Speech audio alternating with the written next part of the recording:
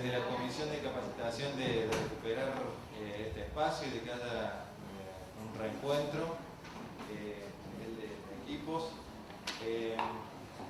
La verdad es que, bueno, preguntamos un poquito, pensamos un poquito y nos pareció una propuesta que podía ser un buen disparador para esta primera jornada, pensarnos un poquito nosotros, pensar a nosotros como profesionales de los equipos técnicos, que estamos todos atravesados por esta coyuntura de idas y vueltas de la virtualidad, la presencialidad y de cómo esto no solo impacta en las problemáticas con las que trabajamos, sino también cómo nos impacta a nosotros.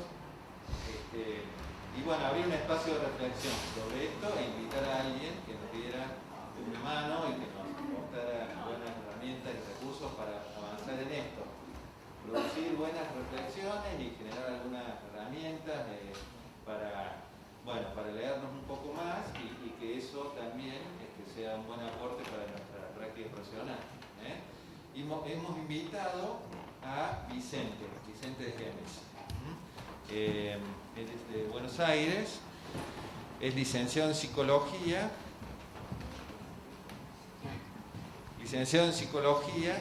magíster en Salud Mental Comunitaria, es docente de grado en la Universidad de Buenos Aires, es docente en la Maestría en Salud Mental de la Universidad Nacional de Entre Ríos y en la Maestría en Salud Mental Comunitaria de la Universidad Nacional de Lanús. Es psicodramatista y coordinador grupal en la Escuela Paso, investigador en la Secretaría de Ciencia y Técnica de la Universidad de Buenos Aires y ha sido coordinador del equipo de acompañamiento psicosocial del PAMI en contexto de pandemia entre marzo de 2020 y febrero de 2022. Bueno, le damos el... ¿Puedo? ¿Me escuchan así bien? Preferente con micrófono. ¿Qué?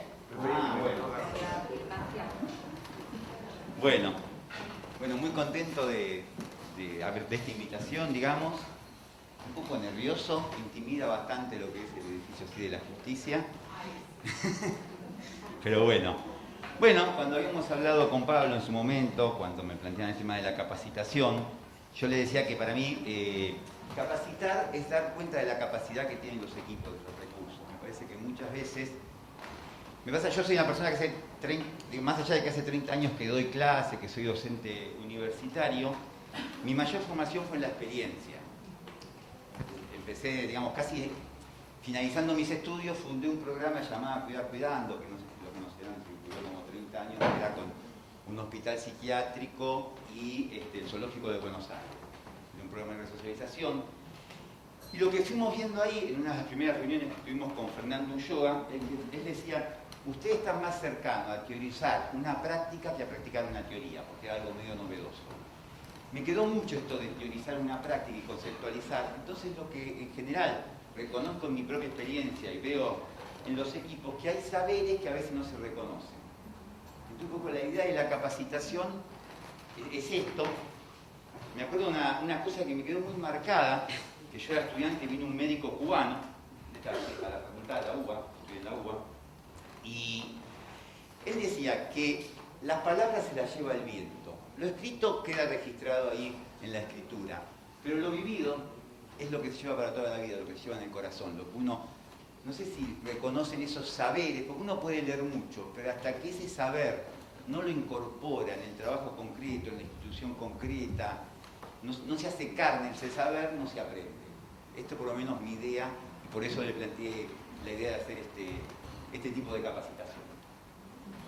Un poquito más tranquilo, me pongo muy nervioso en estas situaciones. Bueno, como una divulgación, yo estudié psicodrama en la escuela de Tato Pavlovsky, no sé si lo conocen. Ayer no sé por qué apareció en el sueño, soñé que Tato venía y me hacía como algunas indicaciones. Fernando Ulloa, no sé si le llevan Fernando Ulloa, siempre trae, me da risa porque siempre aportaba muchas cosas de sus sueños cuando daba una charla. No me puedo comparar con Fernando Ulloa, por favor, pero bueno. Este pago es para tener algunos conceptos en relación a lo que vamos a trabajar hoy. Yo le puse dispositivo de investigación e intervención, que se llama máquina para hacer ver, en el marco de un proceso de reflexión, lo cual implica una estrategia para la acción. La idea de esto siempre es que si podemos rescatar algunos saberes de hoy, sirvan para la acción. Esa es la lógica.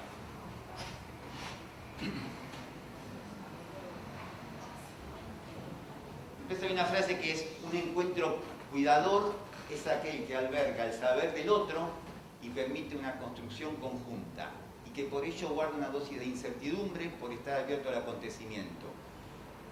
Capacitar es hacer dar cuenta de la capacidad de los equipos, conectarse con los recursos propios. Esto es un acontecimiento, eso es algo que no esperaba. Vamos a sacarlo.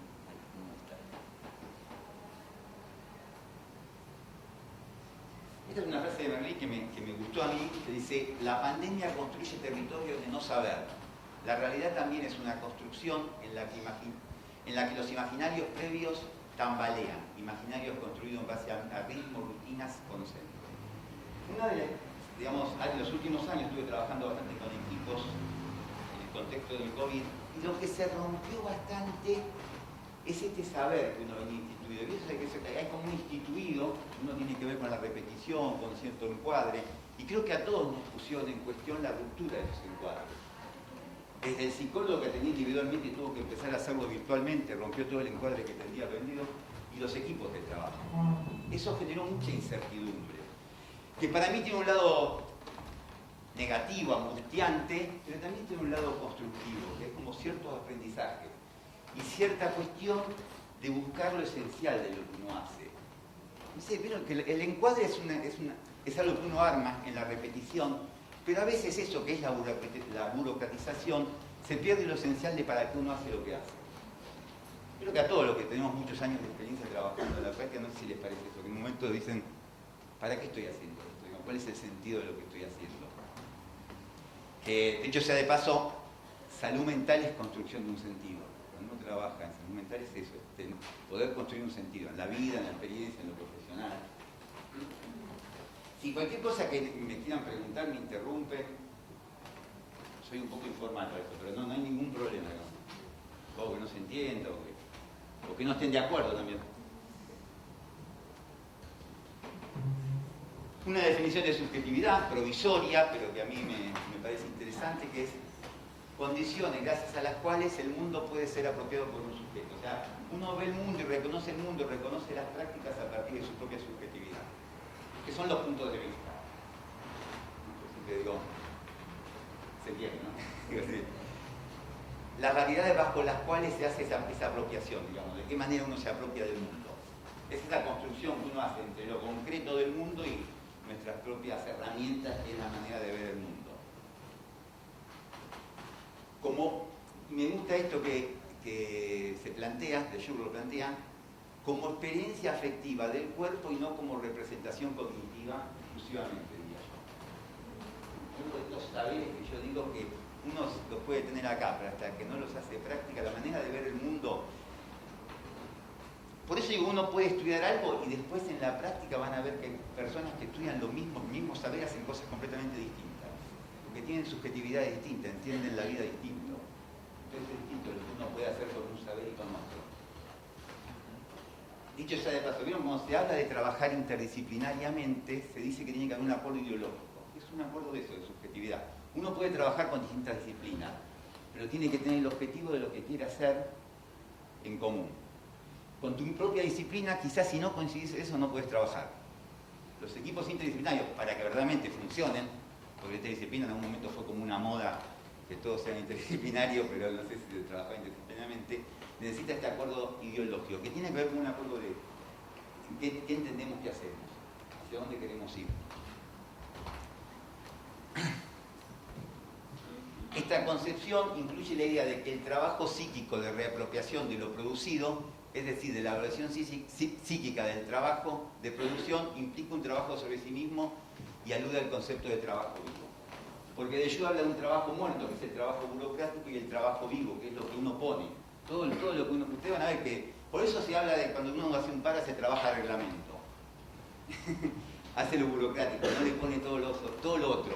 Y nosotros como trabajadores, un poco de agua, de salud, básicamente nuestro trabajo es trabajo vivo, porque trabajamos con sujetos, no trabajamos con objetos. Cuando las instituciones de salud piensan que trabajan con objetos, en general es donde empieza a ver los problemas, digamos, cuando se pierde el trabajo vivo. Se empieza a hablar de estadísticas, se empieza a numerar eso. Es la obra social que te dice tenés que atender tanto en tanto tiempo. Cuando se empieza a intervenir sobre eso en el trabajo vivo, que es el trabajo vincular que uno hace con el otro, a mí me empieza a hacer ruido, por lo menos, desde mi concepción ideológica en relación a eso. Entonces esto, trabajo vivo, digamos, la subjetividad se reconstruye a partir de lo trabajado en relación al propio trabajo. Y después algo que dice Elena de la Aldea, que no es una estructura de carácter, sino una modalidad de ser, de nacer, de estar, de pensar y de sentir, posible de transformación. Eso se plantea como subjetividad y es una concepción que me resulta acuerdo bastante, digamos. Digo que uno, cuando lee, ¿qué pasa? A uno le llama la atención lo que uno aporta, ¿no? ¿No les pasa eso? Le interesa cuando uno tiene una lectura y dice, esto, mirá, termina de armar algo que uno ya tenía previamente, ¿no? Eso es cuando podría ser como una lectura plena. Cuando uno empieza a leer, esto lo que yo hago tiene que ver con esto. Y después una definición de trabajo, que puede definirse como un conjunto de actividades desplegadas por una organización, pero a su vez el trabajo constituye lo que hay que inventar, agregar, ajustar y adaptar de las prescripciones dadas por la organización de trabajo. En todo trabajo existe una brecha entre el trabajo prescripto y el trabajo real. En cada acto el trabajador incluye su discurso, su creatividad, su experiencia, su modo singular de realizar esa actividad. ¿Están de acuerdo con eso? Sí. ¿Hay algo que hasta ahora de lo que dije que no coinciden o que quieran agregar algo? No. Tenemos una base en común entonces. Bien. Bueno, esto no aparece, tendría que aparecer. Vamos a empezar con un pequeño ejercicio, ¿les parece? Les va a gustar, creo, porque es cerrar los ojos. Es algo que a veces parece fácil, pero es muy difícil. Les cuento una cosa, miren, yo les voy a contar lo que yo pienso de esto. En general, nosotros, los que digamos, en general la gente en general, pero nosotros especialmente los que trabajamos, ustedes se sienten trabajadores de la salud, yo digo esto, ¿está bien? ¿No? Digo, no es obvio. A mí me parece que sí, pero vieron que a veces está obvio, estamos de acuerdo en eso. Los trabajadores de la salud nos cuesta mucho conectarnos. En general lo que yo veo de mi experiencia, quizás a muchos de ustedes no, cuando yo digo cerrar los ojos es conectarse con algo de uno. Cuesta un montón, empiezan las risas, los murmullos, ¿qué vamos a hacer? Chistes. Todas esas cosas, a mi modo de ver, en un 90% son resistenciales. A mi modo de ver, exagerando. Vamos a psicologizar todo, pero hay algo de eso de que cuesta mucho conectarse con lo que nos pasa. Entonces, es más, yo creo que la pandemia exacerbó eso. La pandemia produjo dos cosas. Por un lado me parece que exacerbó la posibilidad de conectarse con uno mismo porque nos sentimos muy débiles. Generalmente conectarse con uno mismo nos trae una cuestión regresiva. Cuando uno se conecta con uno mismo hay algo de que se hace como más nene en algún punto, más chico. La pandemia, yo creo que como sociedad, fue como la Segunda Guerra Mundial en algún punto, cuando esa idea positivista del avance del mundo, de la ciencia, se resquebraja. Hubo algo de eso, digamos. De golpe un bichito que surgió en China, yo qué sé, nos cuestionó a todos, la ciencia, los científicos, venía, la sensación que uno tenía que hablaban y que no sabían mucho lo que decían, que aparte era así porque estaban investigando, así se genera el conocimiento, entonces decían esto, después decían otra cosa. Me parece que nos dio cierta cuestión de inermidad, de no estar defendidos, digamos, entonces me parece que genera una cuestión de desconectarse mucho de lo que nos pasaba. Esa es la sensación que tuve con algunos equipos. Es más, después le cuento, cuando trabajé en PAMI había parte del trabajo que yo hacía con los equipos en todas las residencias de PAMI de todo el país, que era conectarse con lo que pasaba y cuidarse. Dos cosas. Al desconectarse uno no se cuida. Y a la vez, yo decía dos cosas de la pandemia, la otra es la cuestión temporal. Me parece que hay algo que quedó en crisis en relación al tiempo. ¿no? Ustedes dicen, previo a la pandemia, pasó hace mucho, hace poco, parece siglos, ¿no? Es raro, no sé si reconocen algo de eso. Así que bueno, entonces vamos a empezar con un ejercicio. Cierren los ojos, que es algo difícil, lo que les decía, en general cuesta. Si se quedan dormidos no hay problema, los vamos a despertar. Traten de eso. Vamos a ver. Traten de cerrar los ojos, de registrarse, de sentir si tienen alguna molestia. ¿Ahora? Sí, él me miraba, llegó. No, está bien, disculpa de que vaya, no aclaré. Sí. Igualmente puede pasar que se le golpeaba, pero si traten de... Una cosita, tratemos este taller de transitar, para después criticarlo, para después decir, esto es una pavada, pero transítenlo primero para después tener herramientas para criticarlo, si es que lo van a criticar. Cierren los ojos, difícil, muchos les va a costar. Los ojos, registren el cuerpo, registren si hay tensión, y si tienen alguna posibilidad de mover algo, hacer algo para que baje esa tensión. Registren un poco cómo están. ¿Qué emoción predomina? ¿Cuál es la emoción que predomina en este momento? Si pueden, tomen una respiración y concéntrense un poco en la respiración.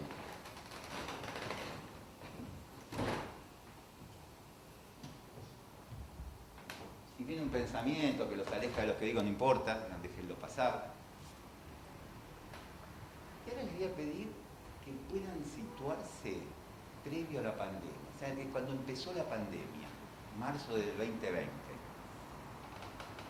¿se pueden acordar cómo estaban en ese momento? ¿Se acuerdan que la noticia empezó por Europa, por China? De golpe cerraron las fronteras acá, cambiaron las condiciones laborales. Si pueden situarse en ese momento, si pueden recordar algo, alguna situación, alguna escena.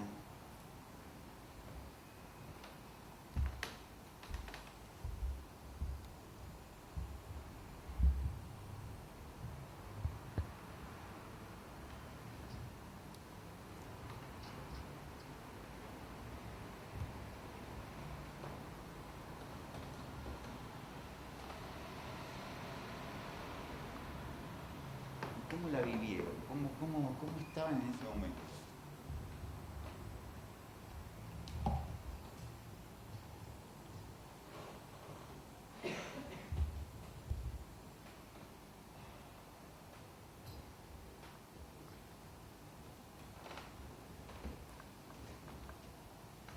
Si se pueden acordar algo en relación al trabajo en ese momento.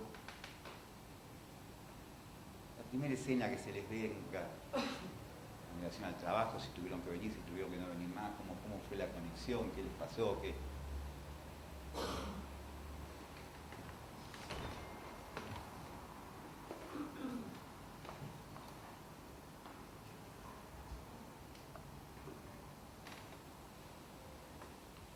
Y ahora les voy a pedir que avancen un poco en el tiempo y que puedan situarse en plena pandemia.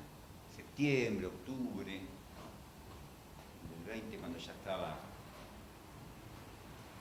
creo que fue un momento así más fuerte de la pandemia. Creo que estaban ya, no habían llegado las vacunas, todo ese momento. Bien, si pueden recordar, situarse ahí, cómo estaban.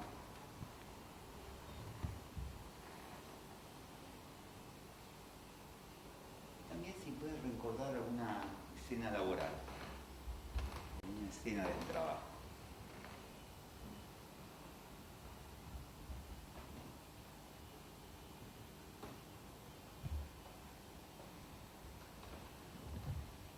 Si pueden encontrar una escena, vayan tratando de verla, esa escena, de recordar bien ese momento, cómo estaban, qué pasaba.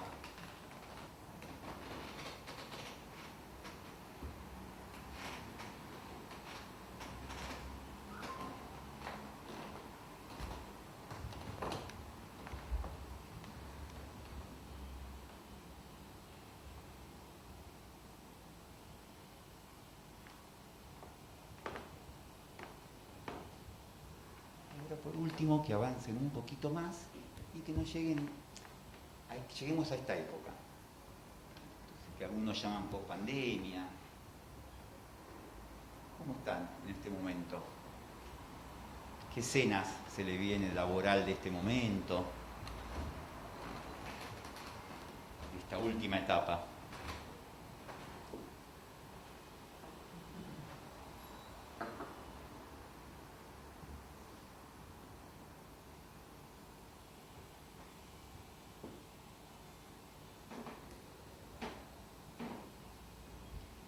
Bueno, y de a poquito, cuando quieran, van abriendo los ojos.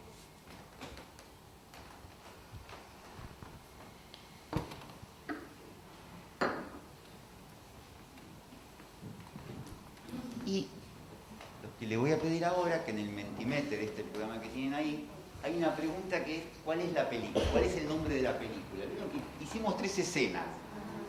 Si ustedes fueran directores y pensarían estas escenas, se armaría una película, ¿qué nombre le pondrían? Vale todo. Y anótenlo ahí, pongan el nombre ahí. Y vamos a poner acá. Si funciona la tecnología.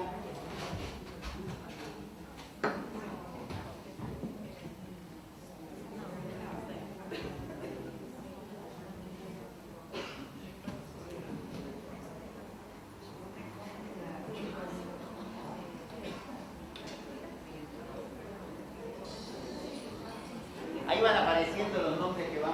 Ah, esperen. No me cambió la pantalla, a ver qué pasó.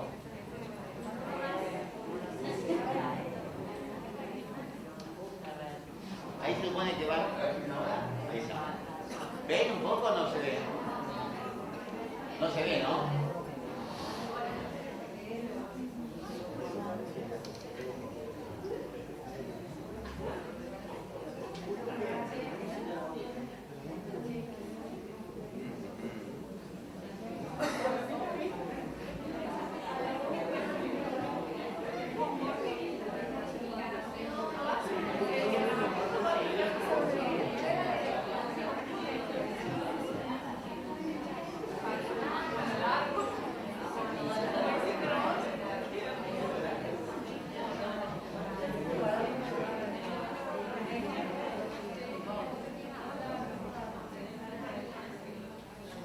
No sé si no lo están viendo ahí, ¿no?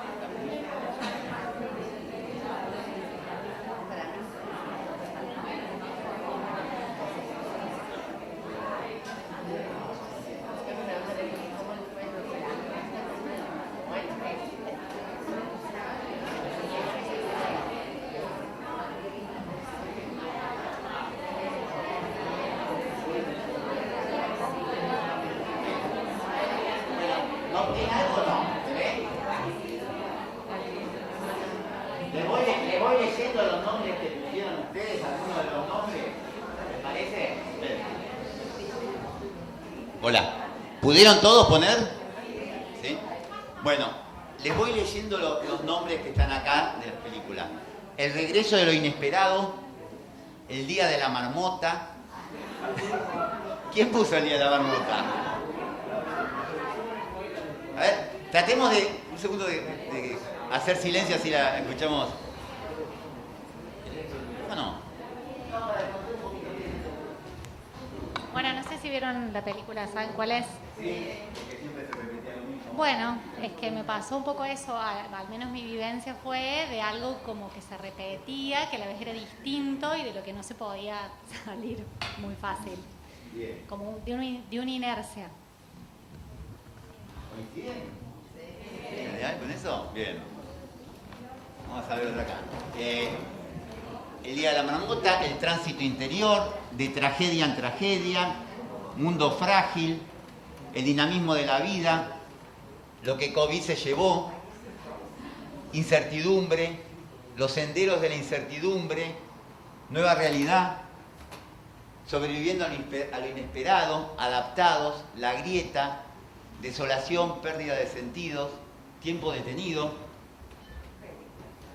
¿Qué? ¿Cómo? No escucho. Películas que no dan ganas de ver. Ah, películas que no dan ganas de ver. Como películas así, ¿no?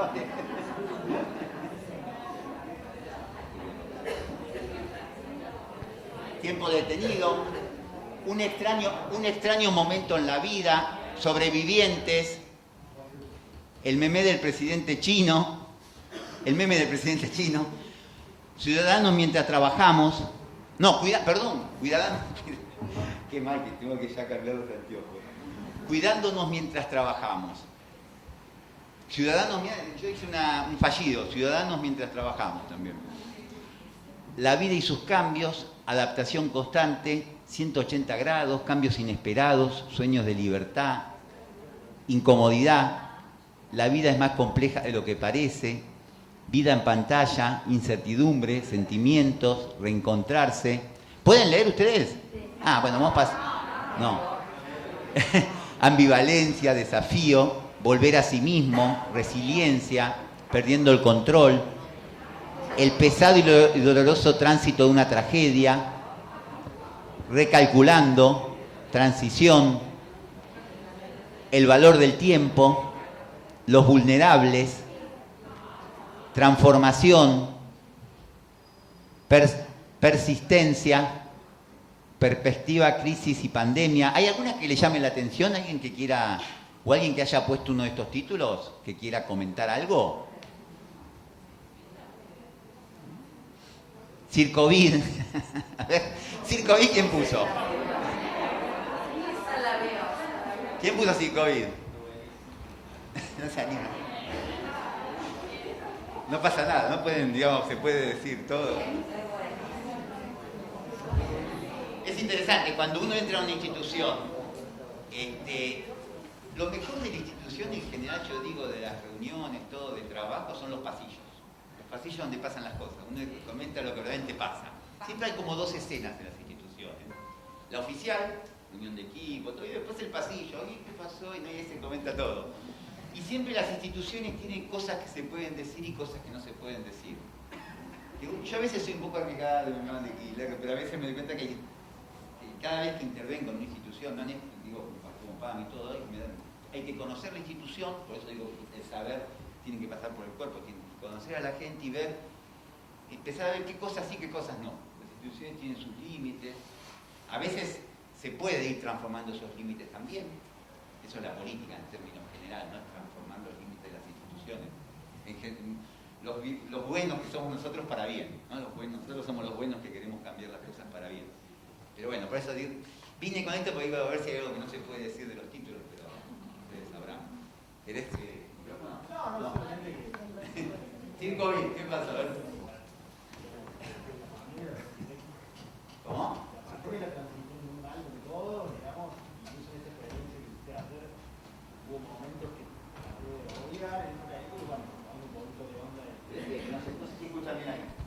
No, bueno, eso, digamos que la pandemia creo que la transité mal como todos. En las escenas, en estas escenas también, incluso intenté obviar algunas, por su carácter un poco angustiante tal vez, y bueno, como reacción a eso, puse un poquito de humor que tampoco... Perfecto, el humor, perfecto. Y dicen, no, el humor y el amor, dicen que son las dos cosas que más o menos sirven para... El amor es... Ahí está. No, ¿vieron que es eso? ¿No les parece que como dos de los... A veces queda muy trillado, pero no, el humor y el amor son como las dos cosas que más o menos nos salvan. Bueno, a ver. Qué lío esto de los anteojos. Adaptación, Circovid, pesadilla mortífera y compulsiva, detención.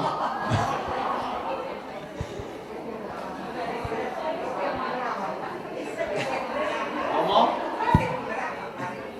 Ese ¿quién fue que puso? Ya que generó todo eso, ¿quién fue que puso eso?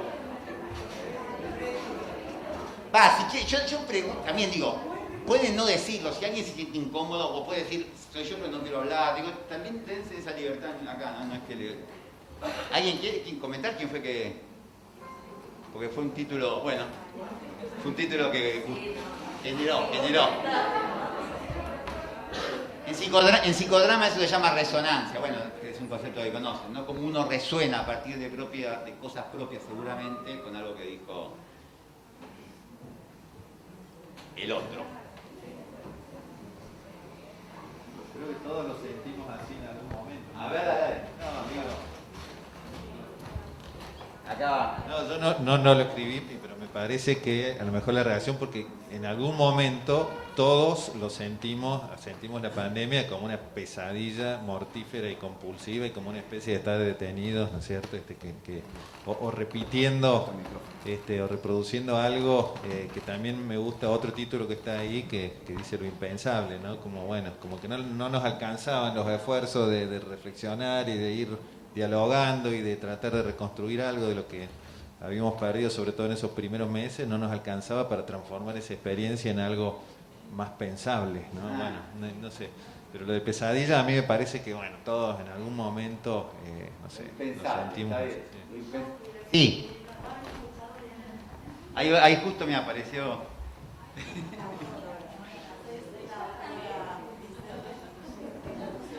De ese terrible título. A ver. No, lo que me pasó fue como que cuando abrí los ojos, ¿no? como despertar. ¿Cuando qué? No te escuché la primera Cuando parte. abrí los ojos, Sí. después de este ejercicio, Sí. ¿no? En realidad como flashes o películas que se me venían, pero en general eran como negativas todas, ¿no? Y lo que sí pensé es como si esto todavía no hemos pasado, no es post-pandemia. Como el efecto de lo traumático persistente, ¿no? Claro. Se repite, se reitera. No es pospandemia y el efecto de lo traumático. Sí. Porque el efecto de lo traumático también puede coincidir con la pospandemia. Yo también pongo en cuestión si es pospandemia. Claro, exactamente. Pero también lo traumático va, seguramente el efecto de lo traumático es a posterior. Perfecto. Sí, todavía no sabemos qué. Pero Perfecto. ¿Cómo se sintieron con el ejercicio? ¿Pudieron fácilmente registrarlas?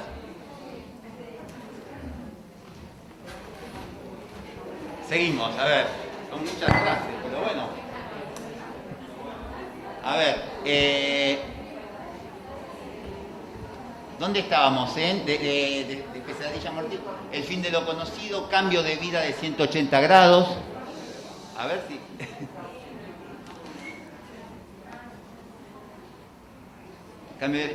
Resurgir, lo impensable, reinventarse, lo inesperado, volviendo al futuro, el portal. Volviendo al futuro, ¿quién lo puso?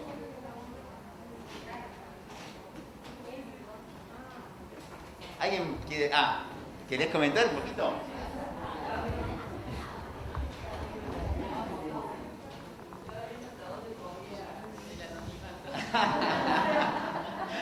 ¿Qué pasa? A ver, ¿cómo?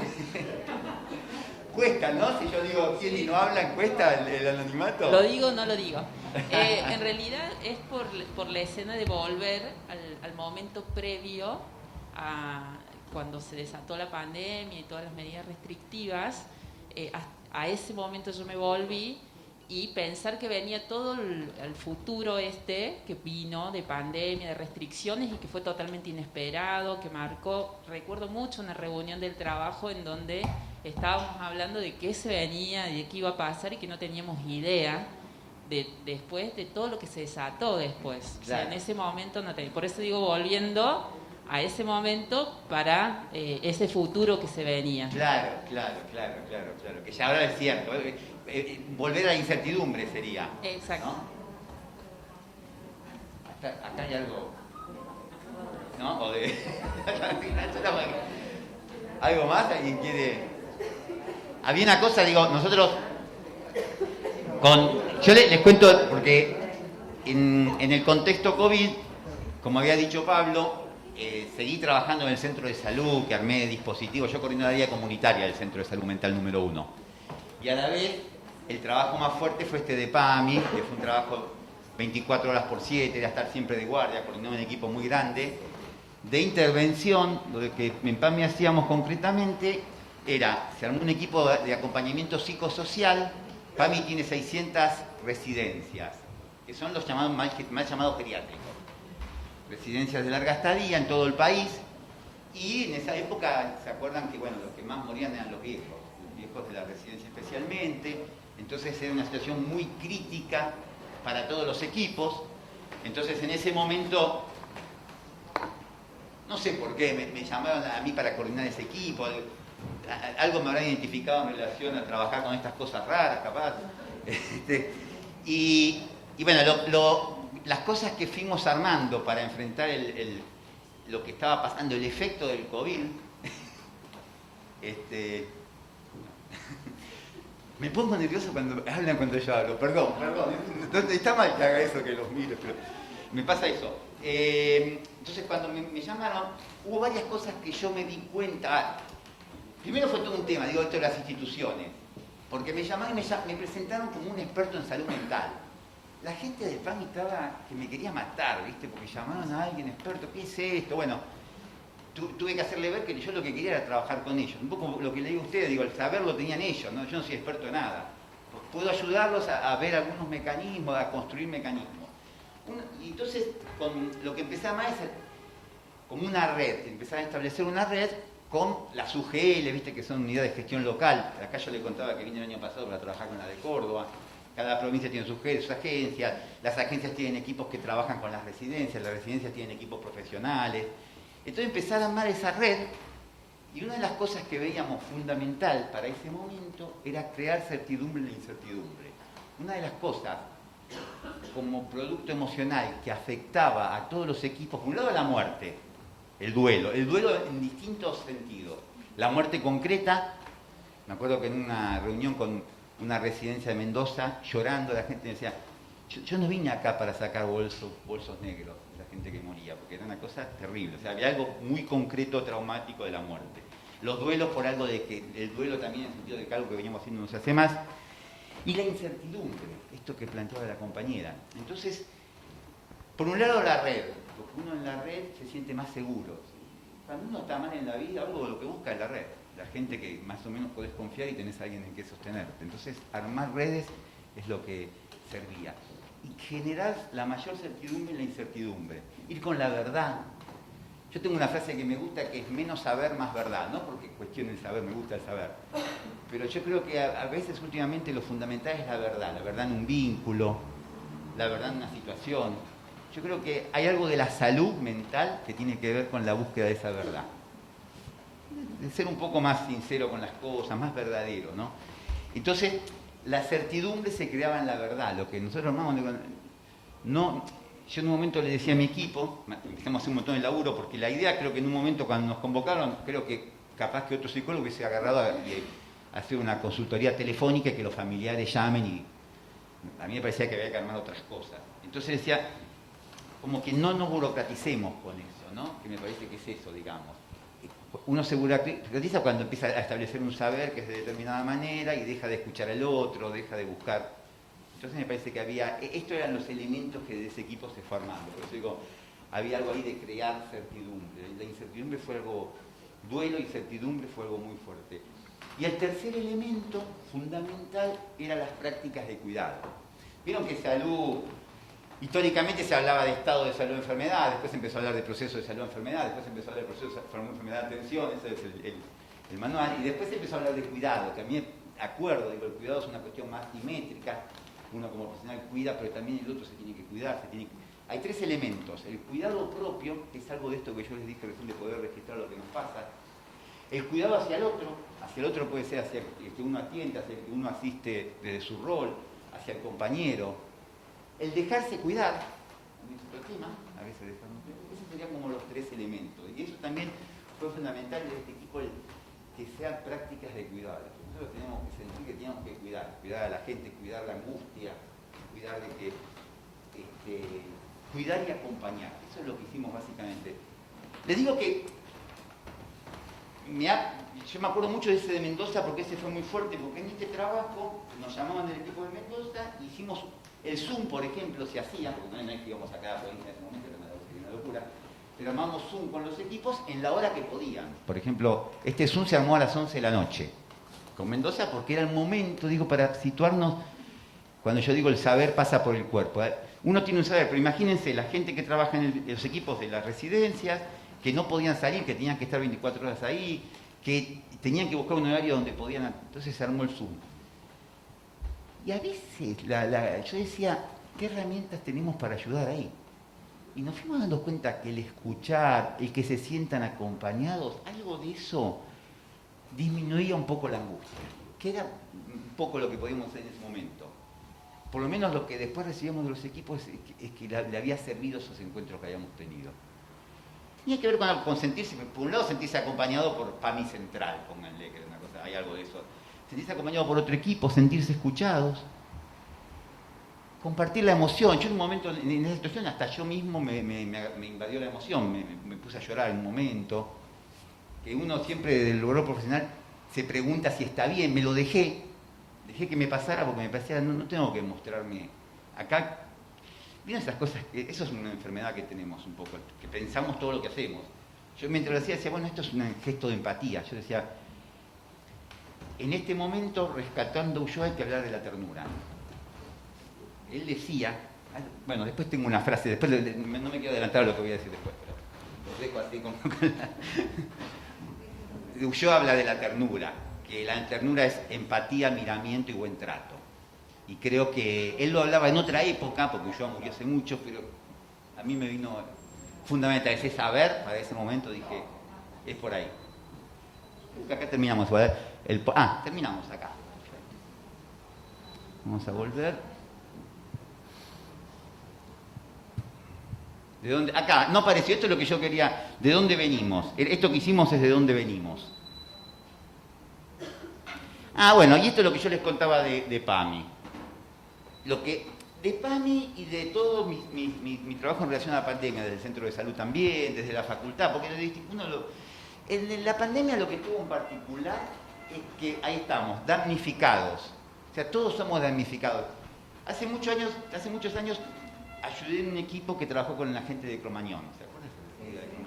Pero era muy distinto, porque uno estaba afuera, intervenía en una tragedia, pero desde afuera, desde un otro lugar en algún punto. Acá lo particular de esto es que todos fuimos damnificados, ¿no? Porque cuando yo le contaba el ejemplo de PAMI, los viejos que morían eran damnificados, las familias eran damnificadas, los equipos que trabajaban también se le moría gente y también estaban damnificados. Nosotros también sufríamos lo mismo, o sea, todos fuimos atravesados por eso. Del lado del padecimiento, lo que yo fui descubriendo del lado del padecimiento, que por eso digo, esto le traigo para contar lo que yo fui viendo, ahora vamos a seguir viendo lo que ustedes ven también. Y creo que hay muchas coincidencias, ¿no? Porque creo que todos en algún punto nos atravesó de la misma manera, en algún sentido. Contexto sin precedente, eso nunca pasó esto, digamos, no tenemos la experiencia previa, porque uno de saber qué hace, enseguida lo que uno busca es la experiencia previa. Por eso sirve la experiencia en el trabajo, porque empezás, sirve y no sirve la experiencia en el trabajo, les cuento lo que yo pienso. Sirve para esto, porque uno dice, yo hice esto en aquel momento, ahora me sirve hacer esto, eso es la experiencia que sirve. No sirve cuando la experiencia naturaliza determinadas cuestiones que pueden ser o injustas o que no pueden ser no correctas. A mí me encanta, yo laburé mucho con residentes en salud mental, que es gente que rota por las instituciones. Hola. ¿Está bien ahí? Gente que rota por las instituciones, que pasan un par de años. Y yo decía, era interesante porque eran aquellos que veían lo que uno no veía. Cuando uno tiene muchos años en una institución, el que viene de afuera dice, ¿y por qué está ese cuadro acá? ¿Por qué está? Mira, ¿y por qué hacen esto? Nadie de la institución en general, con esa experiencia previa, se pregunta. Porque eso surgió en un momento, porque fue necesario por algo, y después quedó instaurado y se repite, se burocratiza. En ese sentido, la experiencia puede ser un obstáculo, que hay que estar ahí siempre cuestionándola, observándola. Ruptura de las certezas, que venimos hablando, esto, todo lo que sabíamos como cierto, se fueron cayendo. Ruptura de las tramas discursivas, sufrimiento institucional, esto lo vimos también. Los discursos que también nos sostenían se resquebrajaron, se rompieron. Cambios en los escenarios de trabajo que alteraban la rutina en tanto continuidad predecible. La construcción de ideas de un afuera, un lugar de trabajo amenazante, ¿no? Eso es una cosa del afuera amenazante. A generar las decisiones, muchos equipos en ese momento, me ha pasado en las cosas que fui viendo, que se enojaban mucho porque había una cosa de que sentían que las autoridades no lo tomaban en cuenta, en ese saber de lo cotidiano. Entonces sentía, nos mandan a hacer esto, pero no nos preguntan, y nosotros estamos acá y nosotros sabemos por qué. Eso es una de las quejas que escuché mucho. No reconocimiento de las experiencias, conocimientos y necesidades de los trabajadores por las autoridades, y falta de elementos de... Bueno, falta de elementos de protección personal era el... No sé si ustedes también lo vivieron, pero era el tema de esa época. Y del lado de la promoción, lo que yo sentía, por un lado era interesarse en los discursos de los actores, hacer explícito lo implícito, que eso es un trabajo en salud, reconocer y hablar sobre los miedos subyacentes generando así la posibilidad de definir los riesgos reales. No se hablaba de los miedos, muchas veces los equipos les costaban hablar de los miedos que estaban teniendo. Entonces, minimizaban todos los miedos. A veces una reacción ante esto, bueno, no pasa nada, no hay nada, no me cuido. Acrecentar los cuidados. Yo le dije la pasada, cuidarse, cuidarnos, cuidar a los otros y dejarse cuidar. Agradecer, hay una maestra que yo tengo, Elena de la Aldea, que los días charlábamos un poco de esto, yo estaba supervisando un poco el taller con ella desde España hasta ahora. Y me decía, ella agradecer, que a mí me cuesta, pero ella dice que el cuidado también tiene que ver con saber agradecer al otro lo que te brinda y saber agradecer la posibilidad de cuidar al otro. Para algunos puede ser muy romántico, pero bueno, me lo puse porque me lo dijo ella. Sentirse acompañados, y el concepto de ternura, que yo le hablaba, que Ulloa dice, me seca mucho la boca,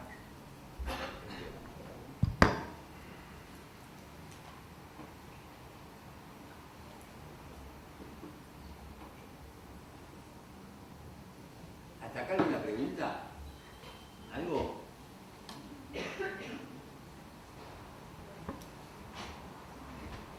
Ulloa dice que el concepto de ternura, dice, en otra época dijo esto, hablar de ternura en estos tiempos de ferocidades, interesante, ¿no? Digo, esto siempre se repite, me parece, no es ninguna ingenuidad, es un concepto profundamente político, es poner el acento en la necesidad de resistir la barbarización de los lazos sociales que atraviesan nuestros mundos.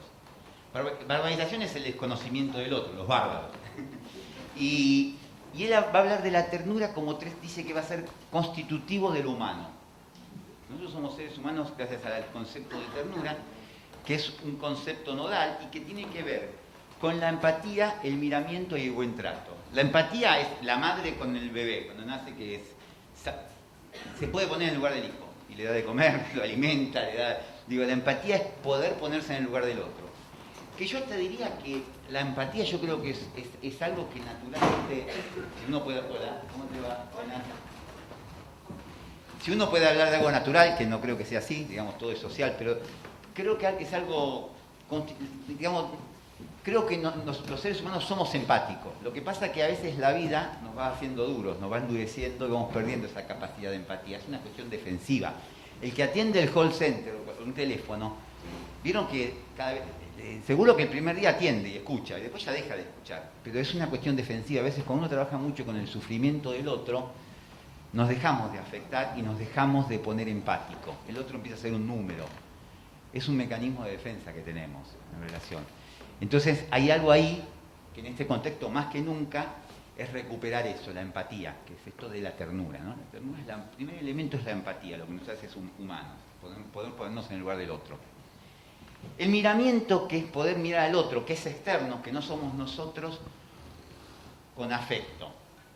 Digamos, poder, que tiene que ver, digamos, con no apropiarse del otro. Porque si existiría nada más que Ulloa en esta cuestión más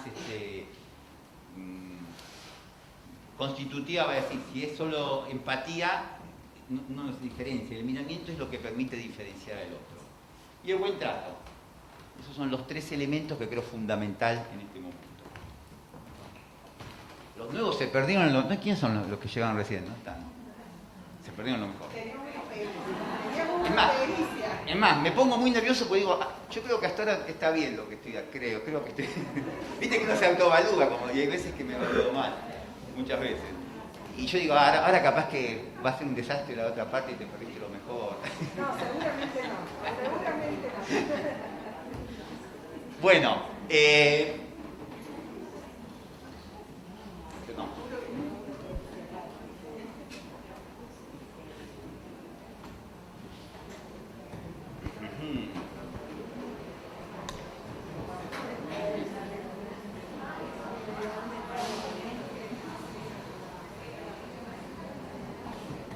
Hay algo que también, vieron estas, un poco les fui tirando frases en relación a lo que pensaba y a ciertos elementos centrales a esta capacitación.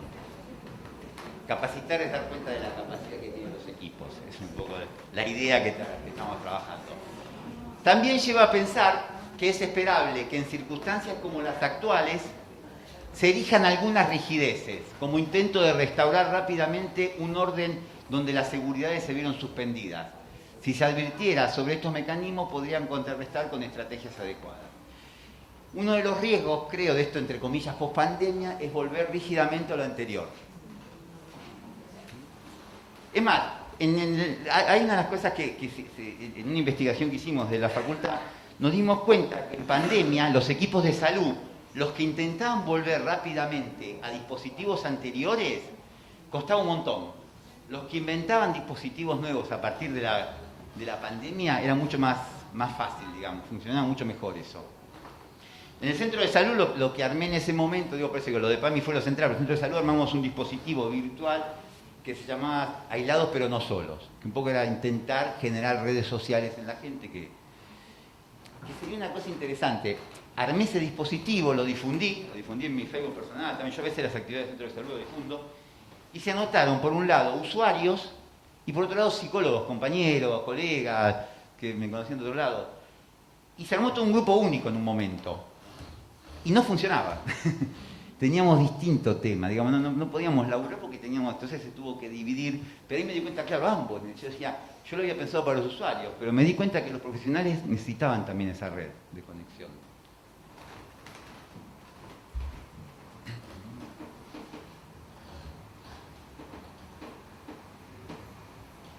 Bueno, y ahora vamos a hacer un ejercicio que vamos a tener que movernos un poco. Vamos a ver si podemos... ¿Les cuesta moverse o...? ¿Cuesta, vieron? Qué interesante, digo, como idea. Nosotros los psicodramatistas, leemos mucho la cuestión del cuerpo, obviamente, digamos. El cuerpo siempre es un cuerpo subjetivo, nunca es un cuerpo objetivo. Es difícil, por eso mente y cuerpo, es difícil la separación. Pero la inercia es impresionante, la inercia en todo sentido. La inercia es esto de, uno está sentado, no, es tener que levantar, ¿no? El cambio de estado. Bueno, vamos a hacer un poco ese esfuerzo. Si pueden apilar las sillas o ponerla y levantarse o correrlas. La idea es que haya un poquitito de espacio para caminar.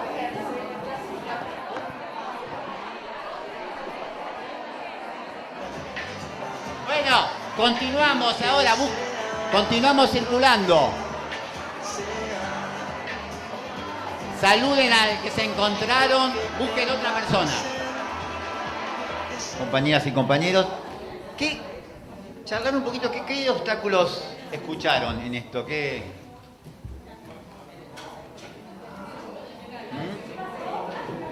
No, compartir un poco entre todos. Voy a dar otro micrófono. Si quieren con micrófono, si no, no. ¿Qué obstáculos escucharon del otro cuando se presentaron? Si es que pudieron hacer ejercicio. Acá, a ver. Dale.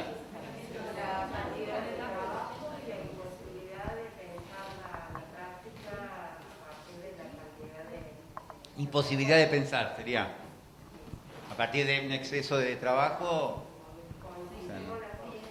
Y de profundización de las formas. A ver, vayan diciendo distintos obstáculos que vayan viendo, digamos. Más allá de... No sé, ¿qué puede ser que no? ¿Qué anda? Hola, hola.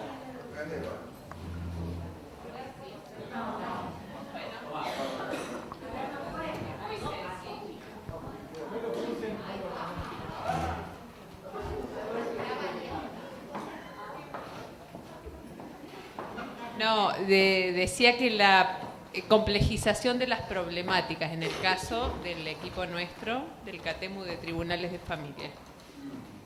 Exceso de trabajo. La complejización. Más complicado. Las familias vienen como más rotas. Y una cosa que decíamos en el equipo nuestro, que trabajamos con gente afectada y que somos profesionales afectados trabajando con personas afectadas. La familia, y también me imagino que en los últimos años habrá habido una transformación de la familia, ¿no? Hola, ahí está. No, digo también eso, ¿no? Me parece que no veíamos las familias que veíamos antes. Bueno, no veían ustedes, ¿no? No, bueno, eso sí es histórico, claro, y ahora más roto, ok. ¿Qué otro? Perdón, son como niveles de complejidad, porque ya si las familias no son las de antes, ya tenemos un nivel de complejidad, y si a eso le sumamos que, como dijo la compañera, están afectadas, otro nivel de complejidad, me parece. Pablo, ¿te animas a anotar ahí? Sí, no, le estoy viendo si puede anotar. Que anote. Vente, para así ponemos los obstáculos que fueron discutidos. Espera, entonces, empecemos por allá. ¿Quién fue? Vos. Cantidad de trabajo, dificultad para pedir. ¿Qué título le podemos poner? Volumen de trabajo. 1. ¿Y vos dijiste? Esperá, ¿vos qué habías dicho antes? Complejidad de la problemática. Profesionales afectados por este tiempo trabajando. ¿Cómo le ponemos? ¿Qué título? Afectado. Doblemente afectado. Doblemente afectado. A mí me parece menos recursos en lo comunitario. Antes como... Pablo, digo una cosa. Lo que estás haciendo vos, yo soy docente de la facultad, siempre, saben que tengo una tarde, chico, y eso que leo todo, que tengo muy... Ahora, por Word cambié, pero tenía mucha falta de ortografía, siempre me da mucha vergüenza escribir en la facultad. Digo, a ver si escribo una palabra con una falta de ortografía. Cierro paréntesis. Sí, Pablo bien.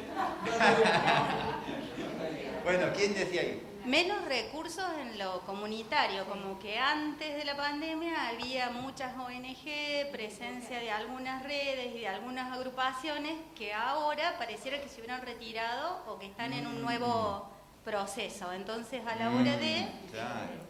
Menos redes comunitarias sería... ¿Cómo lo querés titular? Sí, o como que antes había más recursos en lo... Sin red.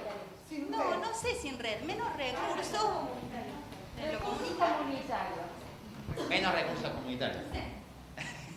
Cuesta el título, pero para... Perfecto. Para que lo entiendan todos aparte, porque... Sí, y que se busca en la justicia, en el pedido de justicia como institución, soluciones a muchos problemas humanos que cada vez son más complejos. Entonces, es como que... La judicialización que le dicen de lo cotidiano. Vieron que hay dos términos que... Yo en la facultad enseño mucho lo que es la medicalización de la vida cotidiana. Vieron que hay un proceso. Esto sería como la judicialización de la vida cotidiana. Como buscar la respuesta. Que en el fondo detrás de esto hay una cuestión muy de los seres humanos, muy que necesitamos la autoridad que venga a bajarnos. Pero además, pienso de la judicialización que nos toca a nosotros, pienso que en la judicialización hay una pericialización. O sea, se demanda por muchas problemáticas cada vez más diversas y más complejas, demasiado de la justicia, se judicializa mucho, y en la judicialización se manda a pericia demasiado, sin discriminar, casi de manera compulsiva. ¿Se sacan el problema? Se pericializa todo. ¿Saben que me resuenan? Digo cosas que me resuenan. Yo laburé en una época en un programa llamado de atención comunitaria. Todo hace falta mirar de un psicólogo, de un TS y una firma. Para todo eso, mirá vos. Perfecto. Pero digo, sí coincidiríamos que tendría que ver con sacarse el problema de encima. Medio, un poco o no tanto. Después lo dijo la psicóloga, lo dijo el... Claro. ¿Se encajan ustedes? Con derivar responsabilidades, evadir responsabilidades. Perfecto. Les comento a los que llegaron recién lo que hicimos un poco es ir charlando y comentando cada uno qué obstáculos fueron escuchando en los ejercicios que hicimos anteriormente. Y ahí Pablo está anotando los obstáculos. Digo, lo que él cuenta me suena en el pacto que detectamos en respecto a salud mental, Los pacientes graves pasaba eso. Los pacientes más graves, más complicados, todos sentían que te tiraban un caño. Quedó con ese concepto de caño, de que nadie lo quería agarrar, porque no se podía armar red ahí, porque se lo dejaban a vos solo. Pero hay algo ahí, me parece, en la sensación de lo que me comentás que tiene que ver. Perdón, acá estaba, dale, y después vos. Pero está bueno. vos, no, ella levantó, vos ya está, ella levantó.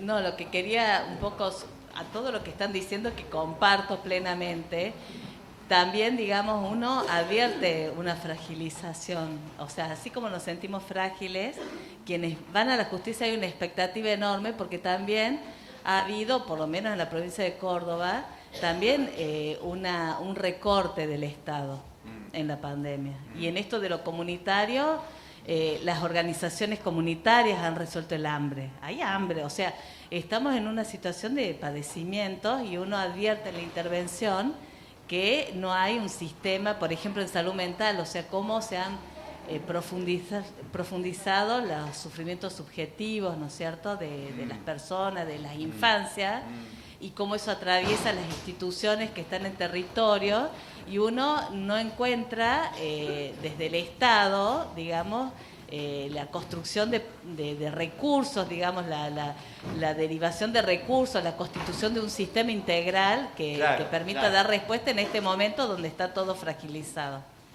Y aparte me imagino que ustedes, siendo parte del Estado, difícil no sentirse afectados por esto, no sentirse que no son, pero se pueden sentir responsables. La impotencia. Claro, la impotencia, perfecto. No, en esto que traían los compañeros del requerimiento de las pericias y de los estudios interdisciplinarios y demás, nuestra lucha siempre fue de tener una mayor participación en las decisiones que tomaran los jueces en cuanto al asesoramiento y a mostrar la complejidad, la necesidad imperiosa de interdisciplinas y de muchas miradas para las familias que traen, digamos, una gran complejidad en sus problemáticas históricas y demás. Entonces aparece una tensión entre nos piden mucho, pero por otro lado qué bueno que requieran de la mirada de un trabajador social, de la mirada de un psicólogo, pero somos pocos. Claro. Y en eso también nosotros vemos que sí hemos tenido altibajos de más demanda y de menos demanda, pero en el tiempo se va sosteniendo una alta demanda que hace que constantemente, por suerte, como equipo, reflexionemos que cuál es la esencia de nuestro trabajo, que qué es lo que no debemos distraer, porque la carpeta llena de pedidos urgentes, requerimientos, claro. Es una presión y no queremos dejar de participar, no queremos que nos dejen de convocar, pero queremos ser más, para dar mejores respuestas complejas, interdisciplinarias, lo que podemos hacer y ya sabemos por la historia, por todo lo que sabemos, por el recorrido en esta y en otras instituciones que trabajan la misma problemática. Claro. Perfecto. Igual estaría dentro de estos obstáculos, digo, si hay que agregarlo a la lista de obstáculos, o si ya estaría... Sí. ¿Falta qué? Falta de personal. De recursos, ¿no? Pero estaba como recursos. Ah, dentro de la curiosidad, falta de recursos. Sí, ok. Ok. Perfecto, ok.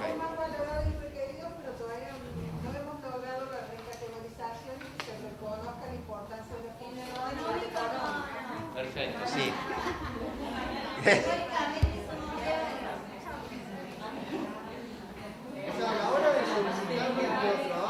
Les cuento, digo, una infidencia hago, hace muy poquito gané un juicio en Ciudad de Buenos Aires, porque también éramos un grupo de psicólogos.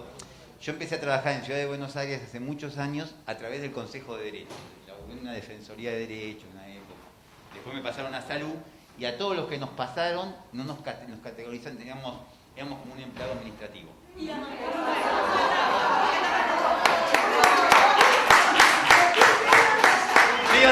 Medio demagogo lo mío, pero en verdad digo, no, pero acabo de ganar un juicio, ganamos varios juicios, la verdad que ganamos bastante plata, aparte, pero fue un juicio así largo. Claro, porque estábamos... No, un poco la idea era que cumplíamos funciones de psicólogos y no retribuíamos. Una novedad que nos aparece con la pandemia. Esto parece bien cuando los grupos extranjeros vienen y dicen es el mejor público de la Argentina y todo. No, parece muy demagogo, perdón. No, una novedad que aparece con la pandemia es que aparecieron otros mecanismos para ejercer violencia de género, sobre todo por parte de los varones, porque se aprovecharon mecanismos en pandemia de quedarse con niños y qué sé yo, y obstaculizar regímenes comunicacionales sobre todo. Son mecanismos que se han cristalizado inclusive varios de ellos. Que es como una particularidad de lo que antes decía la compañía de la complejización yo le diría de la clínica, no sé, pero de lo de abordaje que tienen La particularidad de es las que... situaciones sociales. Sí, pero es como apareció... No es que aumenta la complejidad, sino que aparecen como mecanismos nuevos. Tenés razón, está bien. Yo digo, pero está bien, yo pensaba en la misma línea. Viste que a veces uno dice complejidad cuando aparecen cosas nuevas. Como que más elementos en juego. Pero está bien, pero entiendo lo que querés decir. Digamos, un elemento nuevo. Perfecto y claro. Sí. Durante la pandemia me dediqué a hacer una investigación que era para una especialidad y bueno, trabajé sobre el mecanismo de la entrevista virtual. Sí. Y un obstáculo creo que fue, digamos, la posibilidad de una escucha por parte, digamos, de lo que es el sistema judicial en sí, y que sí estaba valorado desde nosotros, ¿no es cierto?, los trabajadores sociales, los psicólogos, quienes trabajamos en los equipos técnicos, había un reconocimiento de la gente. Yo lo hice para la gente, ¿no es cierto?, para las personas que acudían a la justicia, y creo que el obstáculo en general que veo es también la dificultad en este aislamiento, o en este corte, o en esta pausa larga, prolongada y dolorosa, de la posibilidad de escucha del otro como una herramienta jurídica, digamos, para que la gente acceda a la justicia. Entonces, que eso nosotros nosotros contamos con esa herramienta, pero digamos... Usted, o sea, para resumirlo como título, o sea, no eran escuchados ustedes en ese punto. Ni nosotros, que necesitamos o sea, a través de ustedes, más, claro, digamos, para acceder para brindar esa posibilidad a la gente, ni la gente se sentía escuchada por, digamos, por los diferentes dispositivos que se implementaban en la justicia justamente para hacer audiencias y todo eso. También las audiencias, cuando nosotros participábamos en las audiencias, había mucha más dificultad para ser escuchadas y escuchados como equipos técnicos cuando se debatían cuestiones graves que tenían que ver, digamos, con justamente administrar justicia. Perfecto. A la tecnología. Y aparte digo, me parece también que es como la cuestión de la participación en las decisiones. Una cosa es hacer un informe, otra cosa es participar en una decisión, ¿no? No sé cómo se manejarán. Yo recuerdo, en una época trabajaba en un hogar de niños, la casona de los Gabiletes, y cuando había una cuestión judicial con uno de los chicos, nosotros pedíamos al juzgado, nos pedían un informe. Entonces decíamos, no, queremos ir a hablar. Y algunos jueces, secretarios, algún día, nos permitían participar de la estrategia, que a mí me parecía valiosa. Había una manera de participación y de escucha distinta. Otra cosa es un informe, y con ese informe agarran y después ellos hacen lo que quieren. Otra cosa es intentar, no sé si a ustedes les pasa algo de eso también, digo, no. Que si vos estás muy burocratizado te conviene porque mandás un informe y listo, pero si vos te implicás, me parece que hay una cuestión a veces que sí me gustaría que se me escuche de otra manera, no sé si... ¿Sí? Claro, depende de los fueros, ¿no? También debe ser eso. Sí, depende de los fueros mucho. En el fuero de familia es mucho más fácil, es más chico. En familia más fácil, claro. En penal olvídate. ¿Cómo? En penal olvídate. En penal no, claro. En violencia con suerte. ¿En violencia no decís? No, con suerte. El volumen de causas que hay en violencia desborda cualquier cosa, digamos, entonces esa posibilidad queda casi negada. Perfecto. Pero en las audiencias virtuales limitaba esa comunicación, digamos, Limitaba. con el asesor y todo eso, y generar como estrategia. ¿La limitaba? Sí. Mira. En realidad, inclusive aprovecharon para sacarnos recursos hasta nosotros mismos, digamos, ¿no? Digo, los que estamos en los equipos técnicos, autos oficiales, viáticos, profesionales, nos han ajustado también a nosotros. Sí. ¿Alguien más quiere? Si No sé si uno más y después si hay algún otro obstáculo que hayan que no esté en esto lo que hablamos ahora. No, una reflexión, vos hace un rato preguntabas si nosotros nos sentíamos factores de salud, ¿no? O parte de personas. Sí. Por supuesto que uno tiene esa identificación, en mi caso soy psicóloga, pero esto es el ámbito judicial y una de las cosas que se sintieron mucho y se sienten mucho es que al ámbito judicial llega el efecto de la ruptura de los lazos sociales. O sea, cuando todo el sistema social falló en la contención, el nivel primario, secundario, todo lo que llega a la justicia da cuenta de la falla del sistema social de contener eso, y se sintió mucho y se siente todavía, estamos en ámbito de violencia familiar y de género, donde esa ruptura de los lazos impactan fuertemente, obviamente. Se sintió mucho el debilitamiento del sistema de salud. En la pandemia, abocado exclusivamente a la pandemia, con personal exhausto y abocado a eso, no había dónde derivar. No había dónde derivar toda la red y, bueno, la salud mental con su postergación histórica, mucho más desmantelada en la pandemia y después de la pandemia. Claro, tal cual. Entonces, nosotros nos llega cuando todo eso ya falló, pero podemos derivar, funcionar como factores de salud y derivar problemáticas que por ahí... Claro. Y no tenemos dónde. No tienen dónde, claro, ¿no? Claro. También se ve con la ley de salud mental. Es hermosa la ley. En la teoría...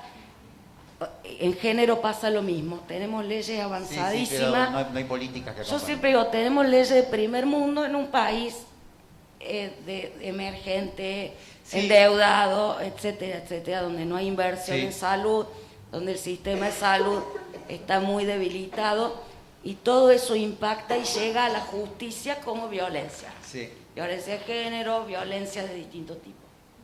Está muy bien, está muy bien. Digo, es como una conjunción de varios de estos obstáculos que pusimos, digamos. Sí, Ahí tiene que ver la judicialización de los problemas sociales, la falta de recursos sociales de salud, la falta de recursos en la justicia, el achicamiento del Estado, en vez de que es todo como el panorama.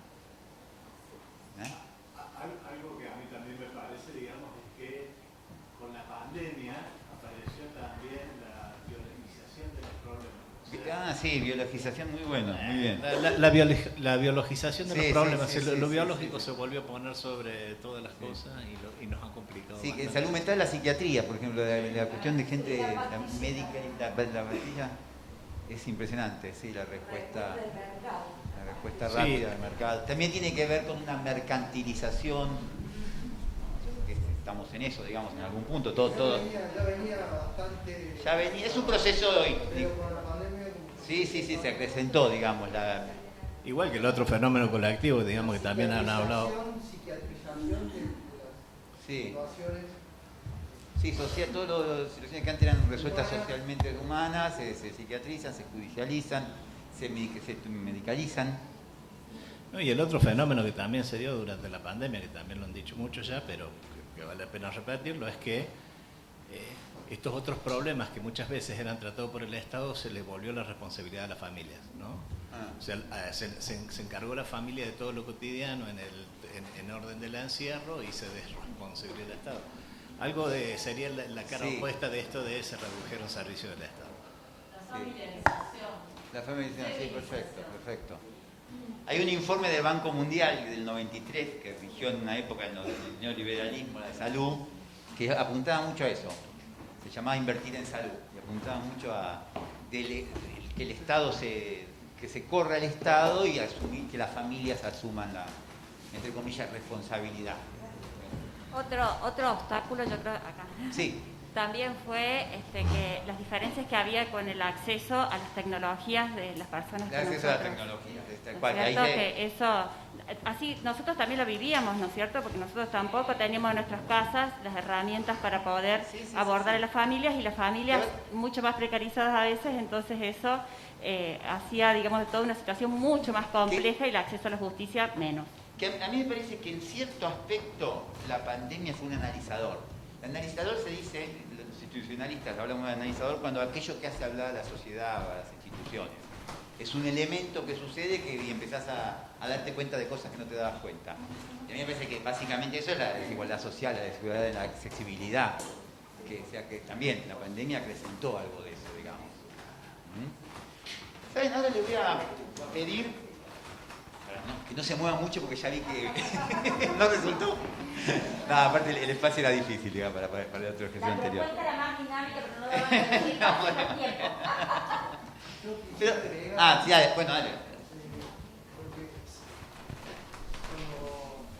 Cuando empezamos a trabajar en la modalidad teletrabajo, que se fue acomodando un poco la situación y comenzamos a intervenir de nuevo, había mucha incertidumbre e inseguridad sobre la forma de intervenir desde lo legal, desde lo técnico, que de alguna manera se estaba demandando, se estaba pidiendo que hagamos. Nosotros hacíamos, por ejemplo, entrevistas psicológicas por teléfono, de lo cual teníamos que remitir un informe, por ejemplo. Sí. De temáticas delicadas como riesgo de violencia. Sí. A partir de entrevistas telefónicas. En fin, y se hacía difícil trabajar porque había incertidumbre, había inseguridad. Tratábamos entre nosotros de irnos conteniendo, acompañando desde nuestros saberes, de nuestras iniciativas, pero bueno, no había un marco más, había una autorización oficial de... Pero vos, ¿cómo definirías el obstáculo? ¿Cuál sería el obstáculo ahí? Los procedimientos, mucha incertidumbre en los procedimientos para trabajar, a partir de la pandemia. Perfecto, y se están los procedimientos ante estas nuevas... Claro. Perfecto. Había muchas ganas de hablar. Yo creo que uno de los obstáculos es ante lo inesperado encontrar certezas. Entonces, al hacer una intervención no teníamos la total seguridad de que el ejercicio de lo que estamos realizando, de esa actividad, sea correcta. Sí, claro. La certeza. Buscar certeza de algo inesperado, porque... Claro, sí. Y casi muchas veces la improvisación no va de la mano de la certeza. No. Interesante eso, ¿no? Porque yo pensaba, con esto que yo les contaba antes de la experiencia, la naturalización, es verdad que también previo a esto uno no se preguntaba tanto si la intervención era efectiva o no, capaz, ¿no? Me parece que también esto nos lleva, digo, lo bueno y lo malo, como hablábamos antes, ¿no? Lo bueno sería que uno llegue a pensar, ¿y esto sirve esto que estoy haciendo con este contexto? ¿No? Que antes capaz que nos dejábamos de preguntar eso también. Sí. ¿Querés pasarle el encuadre hacia el revés? ¿El escuadre? El encuadre hacia el revés. Claro. Sí, lo que... Algo de esto les conté al principio, que uno repetía un encuadre y el encuadre nos hace sentir seguros. Igual van a ver que en todo trabajo, para mí nuestro trabajo tiene algo de lo artesanal. La gente que tiene mucha experiencia a veces va dejando un poquito de lado el encuadre también. Y va apuntando, que esto es lo que nos hizo hacer ahora, a veces uno... yo me acuerdo la primera vez que di clase, había una cosa que yo me ponía como de encuadre formal de dar la clase, que era lo que me hacía sentir seguro. Necesitaba yo. Y no sé si me importaba lo que yo transmitía, no sé si me importaba tanto lo que me importaba, que quedar bien ahí más o menos, tenía mucho miedo. Bueno. que estén en la cancha. Ahora la incertidumbre tiene mucho que ver con eso, tiene un aspecto negativo y un aspecto positivo.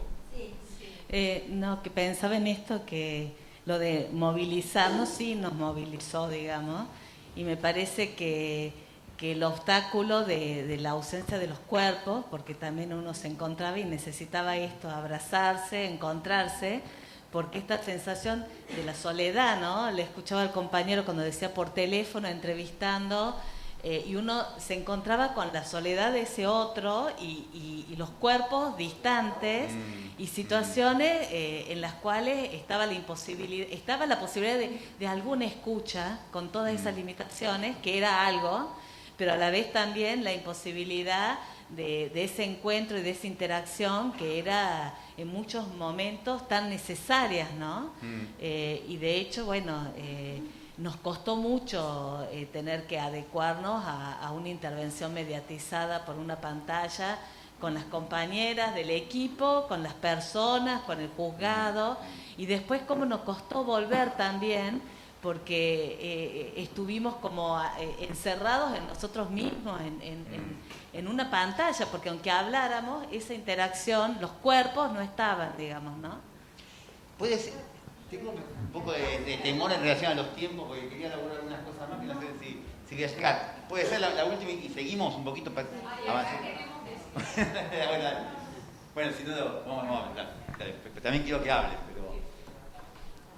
Lo que no sé si se escucha bien, pero me parece que parte de lo que también nos sucedió fue que hablábamos mucho de las resistencias y nosotros, digamos, como profesionales de la salud fuimos afectados como toda la población en general. Es la primera vez que, aún en un consultorio psicoterapéutico, por pensar en la clínica de un psicólogo, el terapeuta estaba igualmente atravesado que el paciente por unas condiciones que eran externas. Pero también nos pasó que las situaciones de las resistencias tremendas que tuvimos a los primeros abordajes, al haber perdido, como decía José, el encuadre y la certeza de esos encuadres, o lo que, digamos, yo siempre pienso que es preferible, yo no creo en las certezas, así que no apuesto a eso, y nosotros trabajamos en un equipo que tiene mucho que ver con la improvisación también y con lo artesanal. Pero cuando tuvimos que volver a la presencialidad, las mismas resistencias que tuvimos al principio, digo, lo hablo a la interioridad del equipo, o sea, al principio nadie se quería ir porque si no vamos no sabemos si vamos a cobrar. Había también una cosa que tenía que ver no solo con la tarea, sino con nuestra cuestión personal. Cuando después ya no queríamos volver porque teníamos miedo, entonces, digamos, hubo las mismas resistencias en el principio y hacia el final. Yo no creo que haya terminado la pandemia, pero me parece que son distintos estadios ahora. Me parece que la resistencia es algo que ha sido como un hilo conductor de todo el proceso de incertidumbre y que nos privamos a veces por la misma resistencia de rescatar algunas cuestiones buenas que me parece que son importantes que valoremos. Está perfecto, está perfecto. La resistencia, la inercia. Sí. A mí me pareció... El tema me parece, digo, los obstáculos hay que trabajarlos. A mí me parece que el problema de la resistencia, que es una grave dificultad que siento en todos los equipos, es el tema de la mortificación, de quedar atrapados, no podemos, está mal, no nos dan las cosas. Eso me parece que es lo que peor hace, digamos. Porque tiene que ver, eso sí tiene que ver con resistencia. Uno resiste, pero en un lugar... Me parece que el tema siempre es intentar, dentro de lo posible, poder implicarse. Yo a veces hago estos talleres que es de la queja al problema, digamos, poder transformar algo de eso en lo posible, porque yo entiendo que a veces es difícil, en un problema, y poder poner a trabajar los obstáculos. Hay algo de eso, digamos, de poder poner en movimiento algo de eso. Lo primero es reconocerlo, empezar a hablar, juntarse con otro, empezar a pensar, bueno, perdón, dale. Una gran pérdida para mí fue el tema de trabajar en soledad. Realmente el trabajo en los domicilios fue más pesado por todo lo que se vivía en el contexto y por la pérdida del comentario con el compañero, que si bien nosotros por internet hablábamos de los casos, se había perdido el persona a persona en el... Fíjate qué pasó y en la catarsis que hacemos siempre o hasta en la broma que nos hacemos para zafar un poco de la angustia de todo lo que trae una situación familiar así. Eso que fue... sabés que te hago un paréntesis ahí. por eso digo la subjetividad es con el otro y el saber también. Uno termina de saber en esa charla con el otro. A mí yo lo veo así en general. Sí, claro que sí. Pero mira que vos no te diste cuenta y vos no lo escuchaste. Pero no te diste... El saber se termina de construir con el otro. Y nos habíamos equivocado, poníamos entrevistas muy seguidas y por ahí no te da tiempo. Estábamos más exigidos que en la oficina. Y nos habíamos equivocado y no nos dábamos ese tiempo que necesitábamos para hablar con el otro de lo que escuchábamos. Aparte, bueno, fue fuerte. Eran encuentros virtuales, decís vos. Sí, en los encuentros virtuales. Que aparte necesitas más, para lo virtual te quema mucho más. Claro, claro. Digo, hay algo que después lo fuimos aprendiendo todos. Y fue necesario que lo hiciéramos. Y hacía... Si hubiésemos hecho virtual esto, creo que ya estaríamos... Fue la primera vez que sentí tanto agradecimiento de la gente de que los atendiéramos. A mí me impactó muchísimo eso, porque siempre la gente está contenta de que al final se hace el trámite, pero de que, ay, qué bien, sí, estamos contentos, aún los que eran demandados querían que se resolviera, quería que alguien los escuchara. Eso era la pandemia. La pandemia, porque antes no me pasó nunca a mí. Yo digo, en salud a veces la primera respuesta, esto es lo que decíamos, en lo de PAMI especialmente, era ser escuchado, digamos. Esa necesidad fue tremenda. Después estaba el otro, que era lo que decía y cómo responder. Fue como le iba con el ser escuchado, el que te escuchen, que aparte estamos en una sociedad que cada vez está más difícil eso, todos los reclamos que uno llama por tele, ya sabemos. Sí, no hay personas del otro lado. Esas cosas había una persona. Nos da bronca, nos da impotencia, nos da... Bueno, y yo me salté un poco, pero la verdad es que en estos días también en el equipo, en esto de cómo trabajamos ahora, cómo seguimos ahora con la vorágine de trabajo, estamos repensando y viendo todo lo bueno que también nos dejó esta posibilidad de entrevistar al papá que está entre el EU, pero también participa en la entrevista, que participa en la audiencia, flexibilizarnos en cuanto a las modalidades de citación. Hay un montón de cosas que yo creo que llegaron para quedarse. Miren, vamos a hacer una cosa, perdón, porque tenemos media hora nomás, ¿no? Muy poco tiempo y yo quería trabajar, se me hizo largo y no me va a alcanzar el tiempo de lo que quería proponer, pero lo voy a dividir en dos. Si pueden, en grupitos como están así con la gente cerca, una parte va a pensar alguna escena que tenga que ver con estos obstáculos, alguna escena de lo laboral que tenga que ver con esos obstáculos. Una cosa, miren, esto, judicialización de la vida cotidiana, y como pensar en una escena, ponerse de acuerdo, serían dos trabajos, pues vamos a dividirlo, que lo íbamos a hacer uno y después otro, pero no. Y el otro es, ¿qué desafíos se proponen ustedes?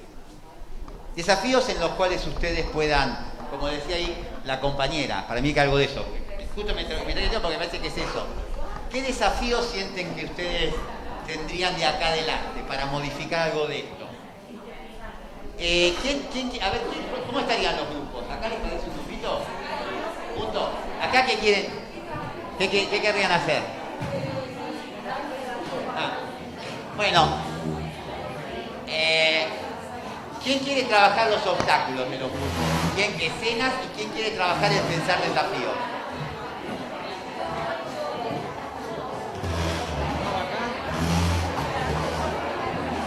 Ustedes, bueno, no saben.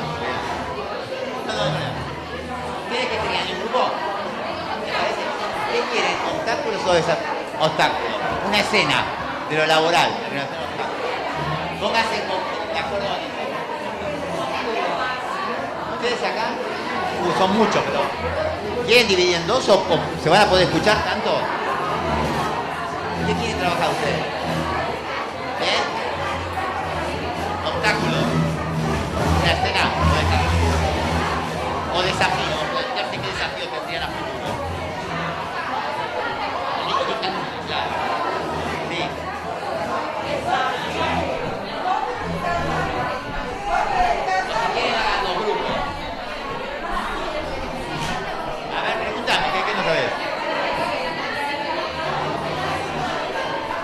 A ver, escuchen. La compañera ¿se entendió la consigna? ¿Cómo sería? A ver, un segundo silencio, porque ahí habían dudas. Les quiero aclarar, a ver, para que no haya dudas.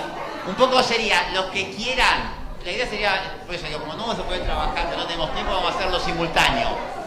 Hay grupos que van a trabajar el tema de obstáculos. Estos obstáculos que vimos, poder pensar entre todos, si pueden ser menos capaz porque no van a poder, pero bueno, agarrar un obstáculo y decir, entre todos, una escena laboral.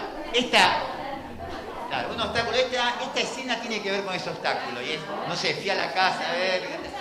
Esto que contaron como obstáculo, si entre todos pueden pensar una. A ver, un poquito de silencio. Si entre todos, un poco de silencio, a ver. Si entre todos pueden pensar una escena significativa en relación a ese obstáculo. Que todos estén más o menos de acuerdo. Por eso digo, capaz que. Yo sé que es un lío el espacio, pero si pueden menos, capaz que mejor, si no. Y eso sería una escena. Y el otro sería un desafío, digamos, ¿qué desafío ustedes se propondrían que para tratar de modificar algo? Que se pueda hacer, digo, ¿no? Que no, digo, desafíos posibles que ustedes plantean para modificar algo de la práctica. ¿Qué sugerencias ustedes? Esperen un segundito, por favor. A partir de su saber, ¿hay alguna duda con respecto a la consigna? ¿Qué eligieron ustedes? Obstáculos. ¿Acá qué van a elegir? Obstáculo. ¿No saben? Obstáculo. Ahí. Desafío. Perfecto, mejor así. 2 o 3 desafíos que puedan ponerse en común para modificar algo de lo que pasa. ¿Acá? ¿Ustedes acá qué? Desafío. ¿Allá? ¿Qué prefieren? ¿Escena? Obstáculo sería pensar una escena cotidiana. Capaz que eso obstáculo, ahí está. Una escena que los represente de estos obstáculos. Una escena que represente algo de estos obstáculos. ¿Se entiende? Una escena cotidiana del trabajo.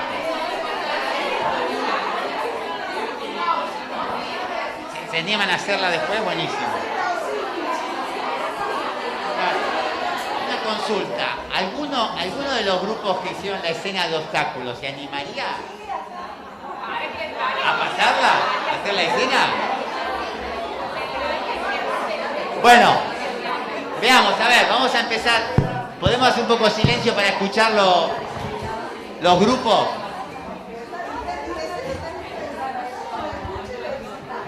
Acá empezamos. Dale. Un minutito de silencio, ya termina el taller y va a ver.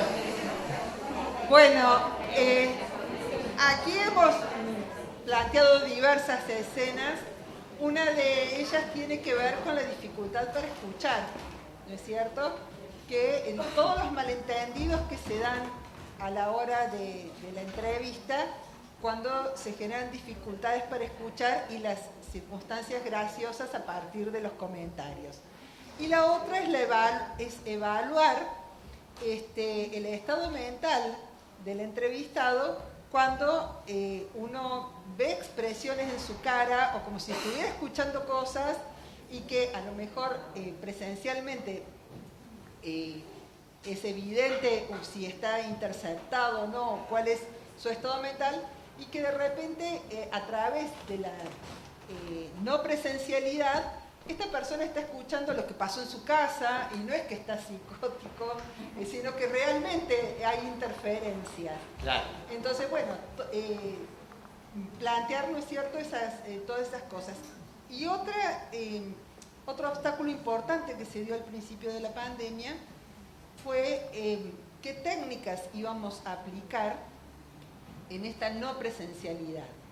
Y el límite en los casos de abuso sexual, donde no podíamos aplicar técnicas gráficas, ni proyectivas, ni test de manchas, que entonces estábamos limitados para responder esos puntos, ¿no? Perfecto. ¿Y pensaron en escena? ¿Pensaron en una escena concreta? La escena concreta un poco la hemos relatado acá a partir de que, por ejemplo, entra el perito de control que no corresponde, decir, señor, no, esto es para Tomás Agustín. ¿Se animan a mostrarla después? No creo. No. ¿Nadie se anima? No creo. Bueno, ahora después vemos. Este grupo. Ahora después vemos si tienen capaz que hacerlo. ¿Quién es el relator de acá? A ver. Nosotros abordamos desafíos. A ver, un segundito, decía, si no, chicas, un segundo, nos callamos un segundo, si no es muy difícil que puedan escucharse. Desafíos abordamos. Sí. Ahí está, vamos a ver. Bueno, parecía que como toda cuestión suele tener una cara jano, positivo y negativo a la vez.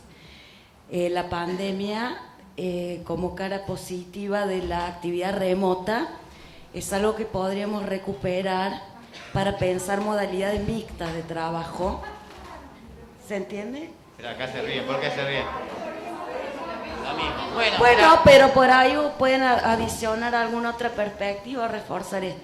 Pero recuperar lo que posibilitó innovar, digamos, el modo en que podíamos responder en pandemia mediante la utilización de lo remoto y para pensar modalidades mixtas de trabajo desde una perspectiva de cuidado del recurso humano, ¿sí?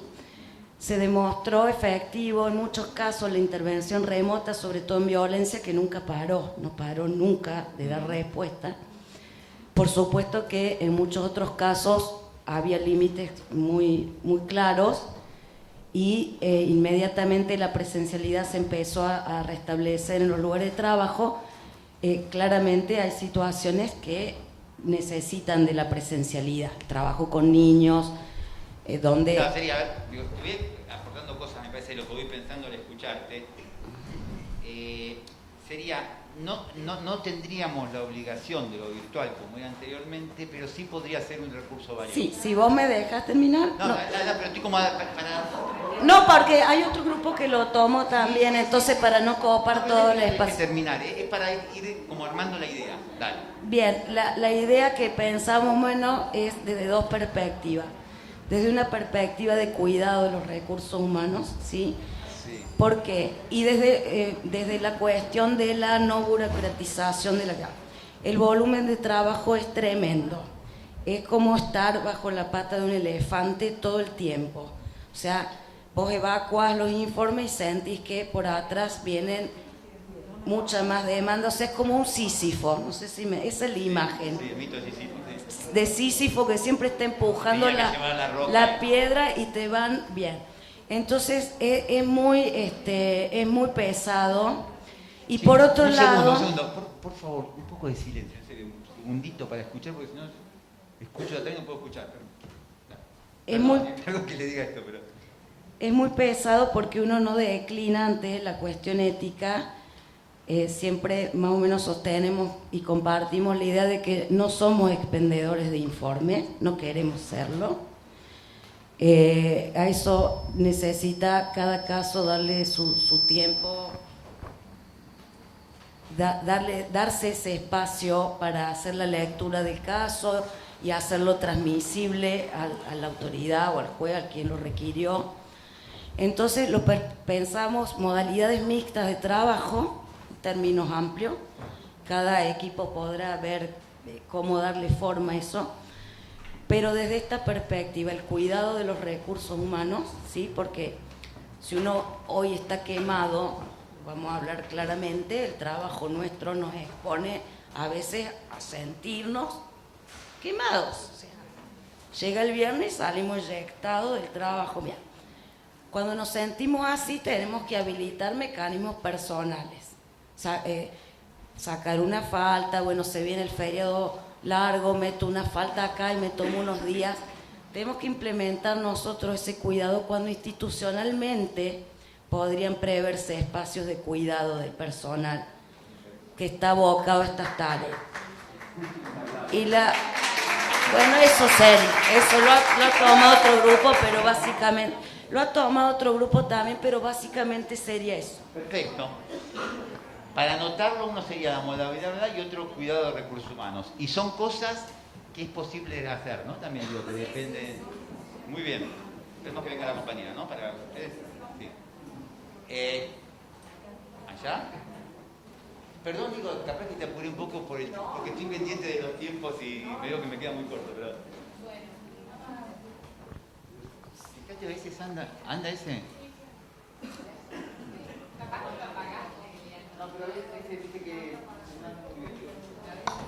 Hola, hola. Ahí está. Hola, hola. Bueno, nosotros punteamos algunas ideas. Humanizar los desafíos. Nos llamamos desafiarte.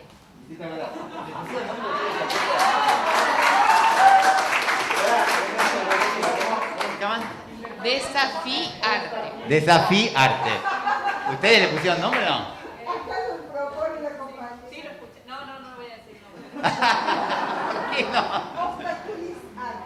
Obstaculizar. ¿Y acá algún nombre o no? Desafío 2022 lo había escuchado antes. 2025. Menos optimista. Bueno, humanizar los espacios de trabajo, repensar las prácticas. Humanizar los espacios de trabajo. Los espacios de trabajo, repensar las prácticas, incluyendo la creatividad, democratizar los informes de los fueros. Esto quiere decir evitar la sobreintervención que existe, que los informes puedan ser para todos los fueros, porque en los mismos técnicos no podemos fácilmente ver los informes de los colegas, por ejemplo. Y esta sería una forma de salir de la fragmentación que hay entre los distintos fueros. Decir que no a lo que no es parte de nuestra función técnica, o bueno, por ahí definirlo mejor o nos apuran o poder a eso contestar. Volver a regularizar las reuniones de equipo como forma de cuidado y capacitación. Recuperar el encuentro como tejido social humano. Ayudarlo a Pablo que bueno. va notando, digo, vale, después vemos si queda. O sea, un montón de desafíos.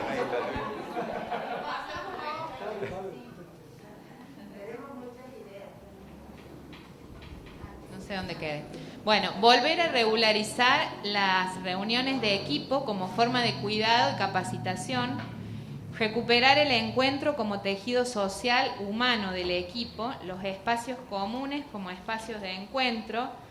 Esto significa no solo reunirse para que tengamos una práctica más productiva y eficaz, no sería esa la idea, sino para cuidar los lazos y espacios que posibiliten los encuentros con colegas, retomando también esta idea que habías dicho del diálogo, como que ahí el saber se produce, ¿no?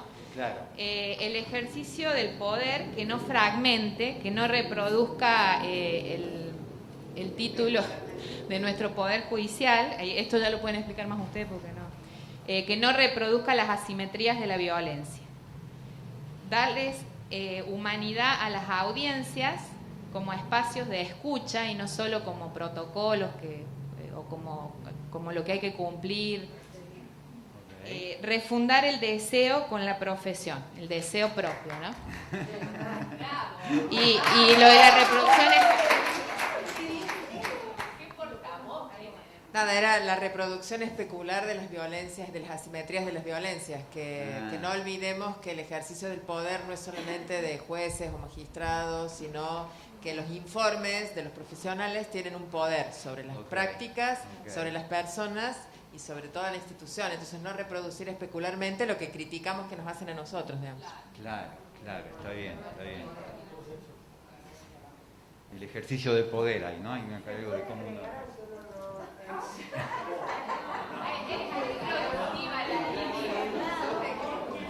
Ya tienen un montón. Bueno, a ver. Este equipo... ¿Cómo se llaman ustedes? Hola, ¿se escucha? Sí. Las Chano. Las Chano. De Chano. Por Chano. Conocí a Chano, del cantante. Por Chano cantante. Mirá vos el ruido que él hizo. Chano. Sí.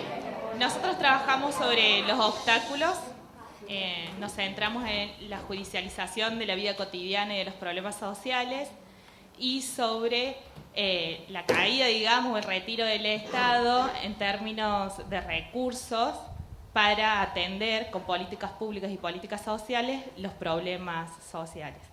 En ese sentido, una de las escenas que se nos vinieron varias escenas de lo cotidiano y de nuestro trabajo, pero elegimos una puntualmente que tiene que ver con las internaciones. y cómo las familias judicializan situaciones de salud mental para conseguir o obtener la internación, sobre todo en situaciones de consumo problemático de sustancias. Claro. No hay, o sea, si bien está la ley de salud mental, hay algunos huecos, hay algunas fallas, y es necesario, como fallas, digo, en términos de políticas públicas, no hay recursos, claro, no sabemos dónde derivar. En Córdoba hay una ausencia, se cerró, por ejemplo, ahora el IPAD, digo, hay como varias situaciones que cada vez empeoran este escenario, y que las familias, como el único recurso o el último recurso que utilizan después de la fragilización de las redes, de los lazos sociales de contención comunitarias y sociales, es la denuncia para, claro, alcanzar una internación. Involuntaria, claro. Involuntaria. Claro, claro. Faltan ahí la cuestión faltan redes de apoyo, del acompañamiento, sí, previo, y también el tema del riesgo cierto e inminente, la posibilidad de internación, como ustedes saben, el riesgo cierto e inminente, pero bueno. Perfecto. Y la escena sería esa, perfecto. Compañeras acá. Bueno, acá del fuero de violencia, ¿no? ¿Quién es vocera? A ver, ahí está el micrófono.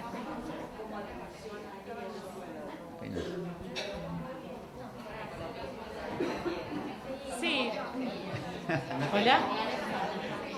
Bueno, si quieres, no, comenta. Sí, un poco sumarnos al equipo, acá que ya mencionaron las chicas, claramente somos del mismo equipo, así que coincidimos con cada una de las palabras que dijeron. Articular o confluir las dos modalidades del trabajo, tuvimos el virtual y presencial, sí, rescatando todo lo positivo que tuvo para nosotros el teletrabajo. Perfecto. Desde ese punto de vista, haciendo énfasis en esto, en el cuidado de nosotros mismos como profesional para poder atender a las personas que llegaban al ámbito judicial pidiendo nuestros servicios. Perfecto. Un poco es sumarnos al... Claro. Confluir las... Claro, exactamente. Según la tarea. Sí.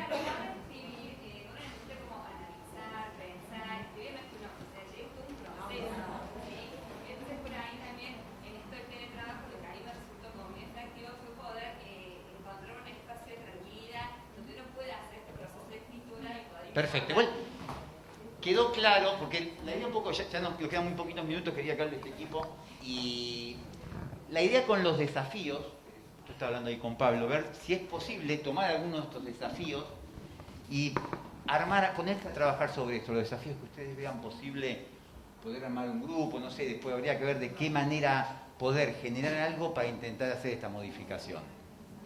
Que eso, bueno, capaz que es un desafío para ustedes. De ver de qué manera pueden armar algo para intentar, por lo menos capaz que después podemos ver cuál de estos temas les parece más factible de hacer, porque están dos cosas, la condición de posibilidad, uno siempre se enfrenta a eso, no puede hacer todo, hay cosas que son posibles o no, y la necesidad, que siempre hay como un interjuego en esas dos cosas, hay cosas que son más necesarias que otras. A mí me gustaría capaz que después puedan pensar esto, hoy ya nos queda poco tiempo, pero poder tomar uno de estos desafíos. Y acá, a ver, el equipo. Bueno, nosotros nos pusimos como nombre Sobre Demanda y fue muy interesante porque somos de equipos diferentes, hay gente del equipo de familia y gente de penal, pero como que rápidamente, a pesar de la diversidad de nuestras tareas, pudimos encontrar puntos en común. Y pensamos que algo que nos atraviesa es la sobredemanda en cuanto a una hiperjudicialización de los problemas de las personas y una sobredemanda en cuanto a algo que es valorado, que es el lugar que le damos nosotros al informe, pero también desde qué lugar se lo recibe cuando muchas veces tanto jueces, magistrados o diferentes funcionarios le dan un lugar de sobrevalor al informe. Okay. Como por momentos pareciera que no se pudiera tomar ninguna decisión sin el informe o la pericia. Claro. Y eso genera una urgencia. Como que faltaría un trabajo. trabajo. Trabajar con ese informe después. Una hiperexigencia, ¿no? Incluso en los tiempos. Ok. Y creo que sin pensarlo surgió también como, no solo como un obstáculo, sino como un desafío, el tema de la comunicación. Porque acá nos dimos cuenta que no sabíamos muchas cosas del trabajo del otro. Claro. y que fue muy valioso poder hacer ese intercambio. Que eso estaría como desafío, ¿no? El tema de la comunicación, no sé si estaba. Porque pienso que La comunicación entre equipos, Entre ¿no? equipos. Entre equipos. Eso me parece algo... Entre claro, diferentes claro, equipos, claro. que pueden existir algunas modalidades que podemos construir para facilitar la comunicación entre nosotros mismos. Bueno, tengo miedo que se me empiecen a ir. Así que si les parece, nos quedan 2 minutos por el tiempo estipulado. Gracias,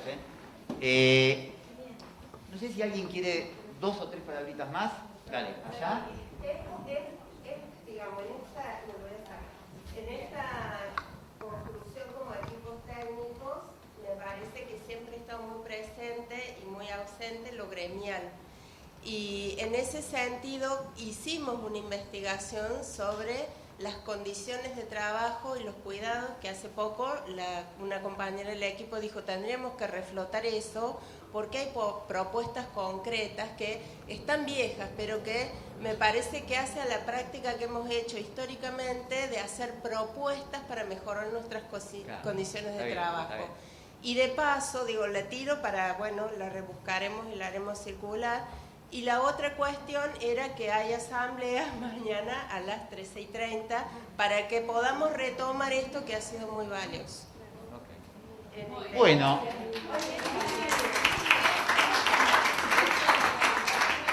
Bueno, sí, la verdad que les agradezco muchísimo. Perdón la informalidad que tengo y a veces si tengo que cállense en esas cosas que parezco medio maestro Ciruela, pero nada. Muchas gracias.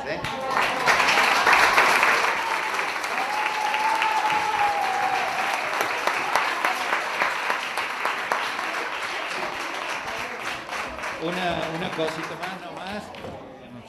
La idea sería, en un tiempo, en el corto plazo, digamos, en esto también que tiene que ver con alternar entre lo presencial y lo virtual, tener una reunión, pero ya no lo vamos a traer a Vicente nuevamente. Sí.